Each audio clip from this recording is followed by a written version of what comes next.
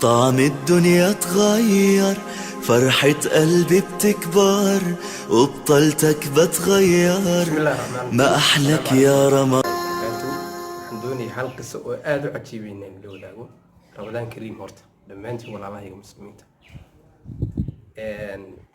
ninka la dhaho Dr. Umar Abdi Kaafi waa nin culimada islaamka aad looga yaqaano ayaa wuxuu soo dhigay bartiisa.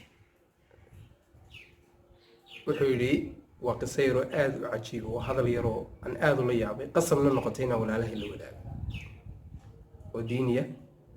waxaa dhacda maalinta ugu dambaysa bisha barakaysan ee Ramadaan inta u dhaxaysa salaada casar ilaa salaada maqrib laga gaadhayo hawl weyn baa dhacda. hawshaas maxay tahay? wata nabiga calayhi salaatu wasalaam waxa uu inoo sheegay in bisha barakaysan ee Ramadaan maalin habeen wal oo kamida Ilaahay subxaanahu wa ta'aala intaasoo qof uu naarta ku xoreeyo. hadda waa 30ka Ramadaan oo dhan.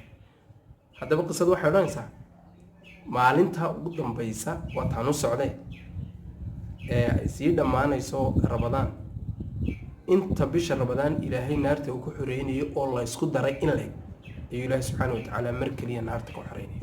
waxa kale oo iyaduna cajiib waa saacad qofka bini aadamka hadduu Ilaahay subxaanahu wa ta'aala u bariyo wax walba ka cajiib. marka inaguna waan u baahnay dambi dhaaf Ilaahay subxaanahu wa ta'aala khayrka inagu sugo. intaasaan jeclaystay laga faa'iideysto dhammaanteen.